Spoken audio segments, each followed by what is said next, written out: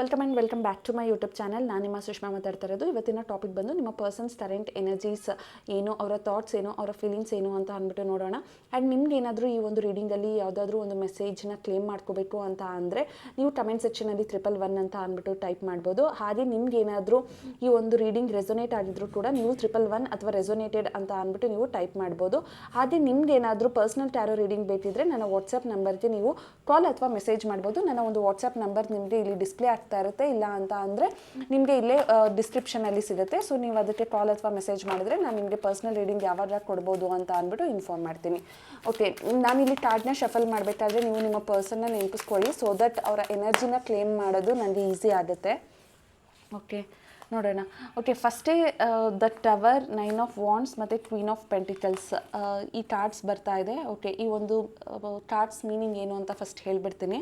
The tower card ಅಂತ ಅಂದರೆ ಈ ಒಂದು ಪರ್ಸನ್ ನಿಮ್ಮ ಲೈಫಲ್ಲಿ ಒಂಥರ ನೀವು ಯಾವಾಗ ಸ್ಯಾಡ್ ಆಗಿದ್ರಿ ಅಥವಾ ನಿಮ್ಗೆ ಯಾವಾಗ ನಿಮ್ಮ ಎಮೋಷನ್ಸ್ ಡೌನ್ ಆಗಿತ್ತು ಅಥವಾ ನಿಮಗೆ ಖುಷಿ ಸಂತೋಷ ಅನ್ನೋದು ಸಿಗ್ತಾ ಇರಲಿಲ್ಲ, ನಿಮಗೇನೋ ಒಂದು ಸ್ವಲ್ಪ ಲೋ ಫೀಲ್ ಆಗ್ತಾಯಿತ್ತು ನಿಮ್ಮ ಒಂದು ರಿಲೇಷನ್ಶಿಪ್ಪಲ್ಲಿ, ಆ ಒಂದು ಟೈಮಲ್ಲಿ ಈ ಪರ್ಸನ್ ಬಂದಿದ್ರು ಅನ್ನೋವಂಥದ್ದು ಕಾಣಿಸ್ತಾ ಇದೆ. ಅಂದರೆ ಈ ಪರ್ಸನ್ ಒಂಥರ ನಿಮ್ಮ ಲೈಫಲ್ಲಿ ಬಂದಾಗ ನೀವು ಆಲ್ರೆಡಿ ಏನೋ ಒಂದು ಕಷ್ಟದ್ರಲ್ಲೋ ಅಥವಾ ಒಂದು ಏನೋ ಬೇಜಾರಲ್ಲಿ ಒಂದು ಸಂಕಟದ್ರಲ್ಲಿ ಇದ್ರಿ, ಆ ಒಂದು ಟೈಮಲ್ಲಿ ಈ ಪರ್ಸನ್ ನಿಮ್ಮ ಹತ್ರ ಬಂದಿದ್ದಾರೆ. ಅವ್ರು ಬಂದು ನಿಮಗೆ ಒಂಥರ ಚೆನ್ನಾಗಿ ನೋಡ್ಕೊಳ್ಳೋದಕ್ಕೆ ಸ್ಟಾರ್ಟ್ ಮಾಡಿದ್ರು. ನಿಮ್ಮ ಲೈಫಲ್ಲಿ ನೀವೇನೋ ಒಂದು ಫ್ರಸ್ಟ್ರೇಷನ್ ಅಥವಾ ನಿಮ್ಗೇನೋ ಬೇಜಾರು ಅಥವಾ ನೀವು ತುಂಬ ಆ್ಯನ್ಸೈಟಿ, ಸ್ಟ್ರೆಸ್, ಡಿಪ್ರೆಷನಲ್ಲಿ ಇದ್ದಾಗ ಈ ಪರ್ಸನ್ ನಿಮ್ಮ ಲೈಫ್ಗೆ ಬಂದರು ಅನ್ನೋವಂಥದ್ದು ಕಾಣಿಸ್ತಾ ಇದೆ. ಸೊ ಅವ್ರು ಬಂದು ನಿಮ್ಮನ್ನ ಒಂಥರ ಚೆನ್ನಾಗಿ ನೋಡ್ಕೊಳ್ಳೋದಕ್ಕೆ ಸ್ಟಾರ್ಟ್ ಮಾಡಿದ್ದಾರೆ. ನಿಮಗೆ ಕೇರ್ ತೋರಿಸೋದು, ನಿಮಗೆ ಸಿಂಪತಿ ತೋರಿಸೋದು, ತುಂಬ ಡೌನ್ ಟು ಅರ್ತ್ ಫೀಲ್ ಕೊಡೋದು, ಹಣಕಾಸಿನಲ್ಲಿ ಹೆಲ್ಪ್ ಮಾಡೋದಾಗಿರಬಹುದು. ಈ ಥರ ಎಲ್ಲ ಈ ಪರ್ಸನ್ ನಿಮ್ಮನ್ನ ಕಂಫರ್ಟ್ ಮಾಡೋದಕ್ಕೆ ಟ್ರೈ ಮಾಡಿದ್ದಾರೆ. ನೀವು ಯಾವಾಗ ಒಂದು ಲೋ ಫೀಲ್ ಮಾಡಿದ್ರಿ ಆ ಒಂದು ಟೈಮಲ್ಲಿ ಅಂತ ಕಾಣಿಸ್ತಾ ಇದೆ. ಸೊ ನೀವು ತುಂಬ ಸ್ಯಾಡ್ ಆಗಿರೋ ಟೈಮಲ್ಲಿ ಈ ಪರ್ಸನ್ ನಿಮ್ಮ ಲೈಫಲ್ಲಿ ಬಂದಿದ್ದಾರೆ ಅಂತ ಅಂದ್ಬಿಟ್ಟು ನಿಮ್ಗೇನಾದರೂ ಈ ಒಂದು ಮೆಸೇಜ್ ರೆಸೊನೇಟ್ ಆಗಿದ್ರೆ ನನಗೆ ಕಮೆಂಟ್ ಸೆಕ್ಷನಲ್ಲಿ ತಿಳಿಸಿ, ಓಕೆನಾ. ಸೊ ನೀವು ಸ್ಯಾಡಲ್ಲಿ ಇದ್ದಾಗ ಈ ಪರ್ಸನ್ ಬಂದಾಗ ಯು ಆರ್ ಲೈಕ್ ಏನು ಮಾಡಬೇಕು, ಈ ಪರ್ಸನ್ನ ಅಕ್ಸೆಪ್ಟ್ ಮಾಡಬೇಕಾ ಬೇಡವಾ ಅನ್ನೋವಂಥದ್ದು ಮೈಂಡ್ಸೆಟ್ಟಲ್ಲಿ ನಿಮಗೆ ಇರ್ತಿತ್ತು. ಓಕೆ, ಇವ್ರನ್ನ ನೀವು ತುಂಬ ವೆಯ್ಟ್ ಮಾಡಿಸಿದ್ದೀರಾ, ಇವ್ರ ರಿಲೇಷನ್ಶಿಪ್ನ ಅಕ್ಸೆಪ್ಟ್ ಮಾಡೋದಕ್ಕೆ ನೀವು ಇಮಿಡಿಯೇಟಾಗಿ ಹೋಗಿಲ್ಲ. ಓಕೆ, ವೆಯ್ಟ್ ಮಾಡೋಣ, ಒಂದು 7 months 9 months ವೆಯ್ಟ್ ಮಾಡೋಣ, ಈ ಪರ್ಸನ್ ಯಾವ ಥರ, ಇವ್ರಿಗೆ ನಿಜವಾಗ್ಲೂ ಒಂದು ಎಮೋಷನ್ಸ್ ಅನ್ನೋವಂಥದ್ದನ್ನ ಕೊಡ್ಬೋದಾ, ನಾನು ಅವ್ರಿಗೆ ಕಮಿಟ್ಮೆಂಟ್ ಕೊಡ್ಬೋದಾ, ಇವ್ರು ಹೇಳ್ತಿರೋದು ಸತ್ಯನಾ, ಇವ್ರು ಎಷ್ಟು ಜೆನ್ಯೂನ್ ಅನ್ನೋವಂಥದ್ದನ್ನ ನೀವು ತುಂಬಾ ಯೋಚನೆ ಮಾಡಿದ್ದೀರಾ. ಇವ್ರು ಏನಾದರೂ ನನ್ನನ್ನು ಮಿಸ್ಯೂಸ್ ಮಾಡ್ಕೊಳ್ತಿದ್ದಾರಾ ಅಥವಾ ನನ್ನ ಸಂದರ್ಭಕ್ಕೆ ಇವ್ರು ಏನಾದರೂ ಟೈಮ್ ಪಾಸ್ ಮಾಡೋದಕ್ಕೆ ಬಂದಿದ್ದಾರಾ ಅಂತ ಅಂದ್ಬಿಟ್ಟು ನಿಮಗೆ ತುಂಬಾ ಯೋಚನೆ ಅನ್ನೋವಂಥದ್ದು ಇಲ್ಲಿ ಕಾಣಿಸ್ತಿದೆ.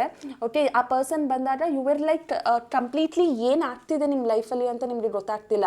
ನೀವು ಪಾಸ್ಟಲ್ಲಿ ಆಗಿರುವಂಥ ವಿಚಾರಕ್ಕೆ ಬೇಜಾರು ಮಾಡ್ಕೋಬೇಕಾ ಅಥವಾ ಪ್ರೆಸೆಂಟಲ್ಲಿ ಪರ್ಸನ್ ಬಂದಿದ್ದಕ್ಕೆ ನೀವು ಖುಷಿ ಪಡಬೇಕಾ ಅಥವಾ ಇದು ನಿಜಾನಾ ಸುಳ್ಳ ಅನ್ನುವಂಥ ಒಂದು ಲಾಟ್ ಆಫ್ ಕನ್ಫ್ಯೂಷನಲ್ಲಿ ನೀವಿದ್ರಿ ಅನ್ನೋ ಹಾಗೆ ಇಲ್ಲಿ ಕಾಣಿಸ್ತಾ ಇರೋವಂಥದ್ದು.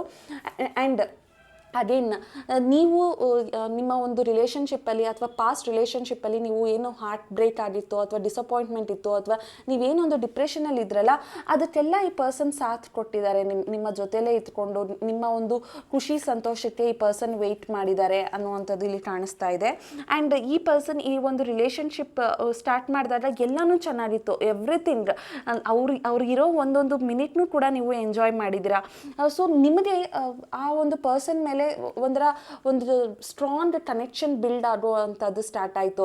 ಅವ್ರು ನಿಮಗೆ ಸಪೋರ್ಟ್ ಮಾಡ್ತಾ ಇದ್ದಿದ್ದು, ಅವ್ರು ನಿಮಗೆ ಎಮೋಷನಲ್ಲಿ ಇರ್ತಾ ಇದ್ದಿದ್ದು, ಒಂದು ಕಾಲ್ ಅಷ್ಟೇ, ಒಂದು ಸಿಂಪಲ್ ಕಾಲ್ ಅಷ್ಟೇ ಆ ಪರ್ಸನ್ ಎಲ್ಲಿದ್ರೂ ನಿಮ್ಮ ಹತ್ರ ಮಾತಾಡೋದಕ್ಕೆ ಸ್ಟಾರ್ಟ್ ಮಾಡ್ತಿದ್ರು ಅನ್ನುವಂಥದ್ದು ಕಾಣಿಸ್ತಾ ಇದೆ. ಬಟ್ ಈ ಥರ ಇದ್ದಿದ್ದಂತಹ ಒಂದು ರಿಲೇಷನ್ಶಿಪ್ ಸ್ಲೋಲಿ ಚೇಂಜ್ ಆಗಿದೆ ಅಂತ. ಯಾಕೆಂದರೆ ನೈಟ್ ಆಫ್ ಪೆಂಟಿಕಲ್ಲಿ ಬ್ಲ್ಯಾಕ್ ಹಾರ್ಸ್ ಇದೆ, ಇಲ್ಲೂ ನೋಡ್ಬೋದು 5 of ಕಪ್ಸಲ್ಲಿ ಈ ಪರ್ಸನ್ ಎಲ್ಲ ಇದ್ದಾಗಲೂ ಕೂಡ ಸಡನ್ನಾಗಿ ಚೇಂಜ್ ಆದರು ಅನ್ನೋವಂಥದ್ದು ಕಾಣಿಸ್ತಾ ಇದೆ. ಅಂದರೆ ಒಂಥರ ಅವ್ರಿಗೆ ರಿಲೇಷನ್ಶಿಪ್ ಅನ್ನೋವಂಥದ್ದು ಇಲ್ಲಿ ಬೋರ್ ಆಗ್ತಾ ಬಂತು. ಅಂದರೆ ಇದು ಮೊನಾಟನಸ್ ರೊಟೀನ್ ಆಗೋಗಿತ್ತು ಅವ್ರಿಗೆ.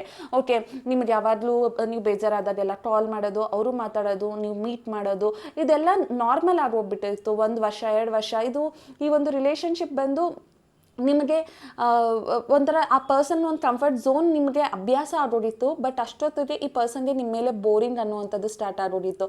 ಮಾಡಿದ ಕೆಲಸನೇ ಮಾಡೋದು, ಅದೇ ಅದೇ ಕಾನ್ವರ್ಸೇಷನ್, ಅದೇ ಕಾಲ್, ನಿಮ್ಮ ಹತ್ರ ಬರೋದು ಹೋಗೋದು. ಸೊ ಇವರಿಗೆ ಒಂದು ಮೊನೋಟನಸ್ ರೊಟೀನ್ ಅನ್ನೋದು ಒಂದು ಬೇಜಾರಾಗೋಗಿತ್ತು, ಬೋರ್ ಆಗೋಗಿತ್ತು. ಅವ್ರಿಗೆ ಇಂಟ್ರೆಸ್ಟ್ ಅನ್ನುವಂಥದ್ದು ಡೇ ಬೈ ಡೇ ಕಮ್ಮಿ ಆಗ್ತಿತ್ತು. ಅವ್ರು ನಿಮ್ಮಿಂದ ದೂರ ಆಗೋಕ್ಕೆ ಸ್ಟಾರ್ಟ್ ಮಾಡಿದ್ರು ಅನ್ನುವಂಥದ್ದು ಇಲ್ಲಿ ಕಾಣಿಸ್ತಾ ಇದೆ.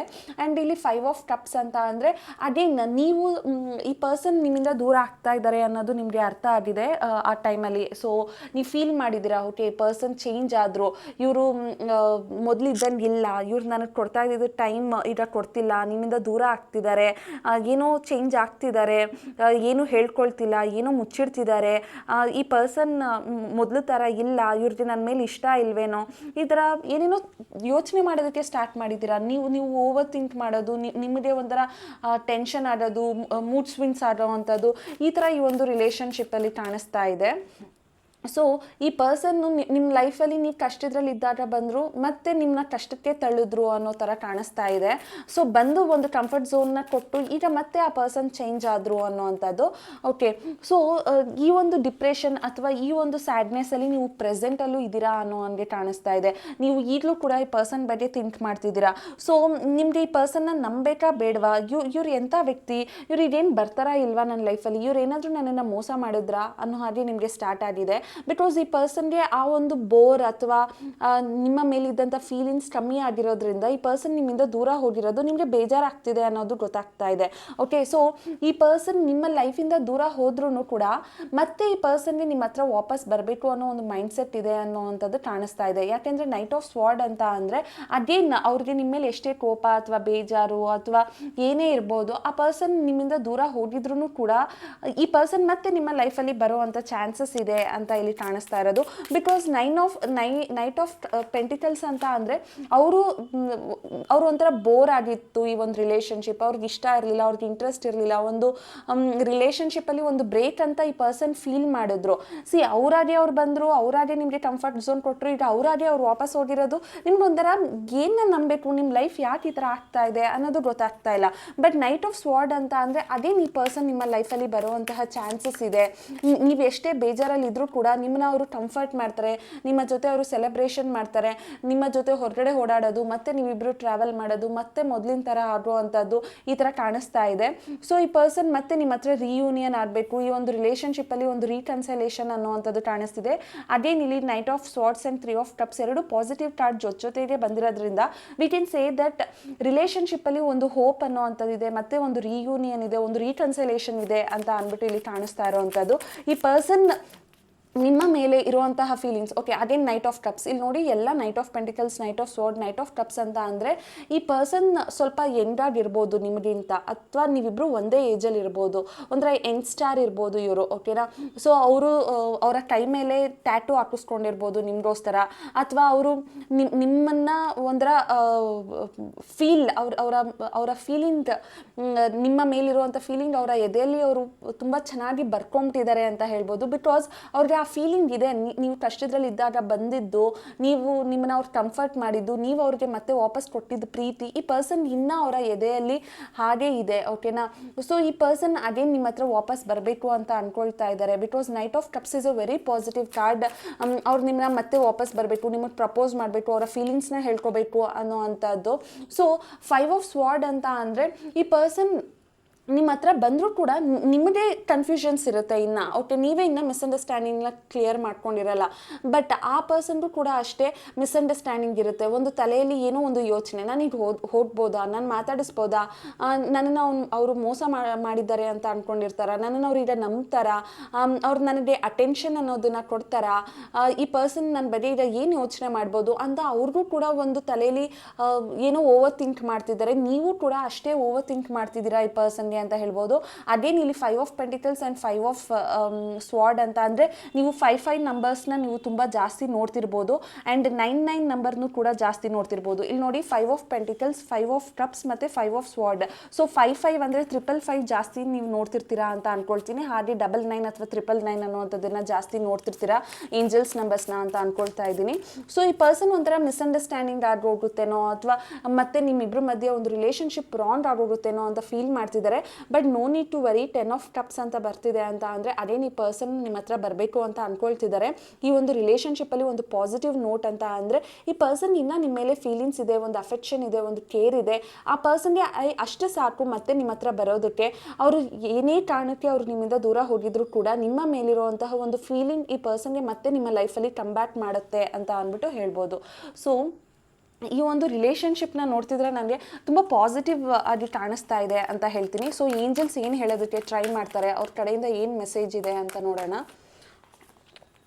ಓಕೆ, ಸಿ ಡೋಂಟ್ ಸ್ಟಾಪ್ ಅಂತ ಬರ್ತಾ ಇದೆ. ಆ್ಯಂಡ್ ಈ ಕಾರ್ಡ್ಸ್ ಅದೇ ಕೆಳಗಡೆ ಬಿದ್ದಿರೋ ಅಂಥದ್ದು. Don't stop. ನೀವು ಏನು ಎಫರ್ಟ್ಸ್ ಆಗ್ತಾ ಇದ್ದೀರಾ ಅಥವಾ ನೀವು ಈ ಪರ್ಸನ್ಗೋಸ್ಕರ ಏನು ವೆಯ್ಟ್ ಮಾಡ್ತಿದ್ದೀರಾ ಅದನ್ನು ಸ್ಟಾಪ್ ಮಾಡಬೇಡಿ. ಯಾಕೆ ಅಂತ ಅಂದರೆ ನಿಮ್ಮಿಬ್ಬರ ಲೈಫಲ್ಲಿ ಒಂದು ರೊಮ್ಯಾನ್ಸ್ ಅನ್ನೋವಂಥದ್ದು ಮತ್ತೆ ಸ್ಟಾರ್ಟ್ ಆಗುತ್ತೆ. ಪಾಸಿಟಿವ್ ಆಗಿರಿ, ಎಲ್ಲನೂ ಚೇಂಜ್ ಆಗುತ್ತೆ. ನಿಮ್ಮ ಲೈಫಲ್ಲಿ ಏನೇ ಒಂದು ನೆಗೆಟಿವ್ ಆಗ್ತಾ ಇದ್ರೂ ಕೂಡ ಈ ಪರ್ಸನ್ ಚೇಂಜ್ ಆಗ್ತಾರೆ. ಸೊ ಪಾಸಿಟಿವ್ ಆಗಿರಿ. ನಿಮ್ಮ ಲೈಫಲ್ಲಿ ಮತ್ತೆ ಒಂದು ಲವ್, ಕೇರ್, ಅಫೆಕ್ಷನ್, ರೊಮ್ಯಾನ್ಸ್ ಅನ್ನೋವಂಥದ್ದು ವಾಪಸ್ ಬರುತ್ತೆ ಅಂತ ಅಂದ್ಬಿಟ್ಟು ಯೂನಿವರ್ಸ್ ಹೇಳೋದಕ್ಕೆ ಟ್ರೈ ಮಾಡ್ತಿದ್ದಾರೆ. ನಿಮ್ಗೆ ಏನಾದರೂ ಈ ಒಂದು ರೀಡಿಂಗಲ್ಲಿ ಯಾವುದಾದ್ರೂ ಒಂದು ಮೆಸೇಜ್ ರೆಸೊನೇಟ್ ಆಯಿತು ಅಂತ ಅಂದರೆ ಕಮೆಂಟ್ ಸೆಕ್ಷನಲ್ಲಿ 111 ಅಂತ ಅಂದ್ಬಿಟ್ಟು ನೀವು ಟೈಪ್ ಮಾಡ್ಬೋದು. ಹಾಗೆ ನಿಮ್ಗೆ ಏನಾದರೂ ರೋಸ್ ಕ್ವಾರ್ಟ್ಸ್ ಬ್ರೇಸ್ಲೆಟ್ ಬೇಕು, ನಿಮ್ಮ ರಿಲೇಷನ್ಶಿಪ್ನ ಸರಿ ಮಾಡ್ಕೋಬೇಕು ಅಂತ ಅಂದರೆ ಈ ಒಂದು ಬ್ರೇಸ್ಲೆಟ್ನ ಆರ್ಡರ್ ಮಾಡ್ಬೋದು. ನೀವು ವಾಟ್ಸಪ್ ನಂಬರ್ಗೆ ನೀವು ಮೆಸೇಜ್ ಕಾಲ್ ಮಾಡಿದರೆ ನಾನು ನಿಮಗೆ ರೆಸ್ಪಾನ್ಸ್ ಮಾಡ್ತೀನಿ. ಆ್ಯಂಡ್ ಈ ಒಂದು ಬ್ರೇಸ್ಲೆಟ್ ಬಂದು 650 ಆಗುತ್ತೆ. ಹಾಗೆ ಈ ಒಂದು ಮನಿ ಅಟ್ರಾಕ್ಷನ್ ಬ್ರೇಸ್ಲೆಟ್ ಬಂದು 750 ಆಗುತ್ತೆ. ನೀವು ಏನಾದರೂ ಮನಿ ಪ್ರಾಬ್ಲಮ್ ಫೇಸ್ ಮಾಡ್ತಿದ್ದೀರಾ ಅಥವಾ ಯಾರಿಗೋ ಸಾಲ ಕೊಟ್ಟಿದ್ದೀರಾ, ಅಮೌಂಟ್ ಬರ್ತಿಲ್ಲ, ಜಾಬ್ ಸಿಗ್ತಿಲ್ಲ, ಕೆರಿಯರ್ ಗ್ರೋತ್ ಇಲ್ಲ ಅಂತ ಅಂದರೆ ನೀವು ಮನಿ ಅಟ್ರಾಕ್ಷನ್ ಬ್ರೇಸ್ಲೆಟ್ನು ಕೂಡ ವೇರ್ ಮಾಡ್ಬೋದು. ಸೊ ಈ ಒಂದು ಬ್ರೇಸ್ಲೆಟ್ ಬೇಕು ಅಂದರೆ ನನಗೆ ನೀವು ವಾಟ್ಸಪ್ ಮಾಡಿದರೆ ನಿಮ್ಮ ಮನೆಗೆ ನಾನು ಕೊರಿಯರ್ ಅನ್ನುವಂಥದ್ದನ್ನು ಮಾಡ್ತೀನಿ. Thank you.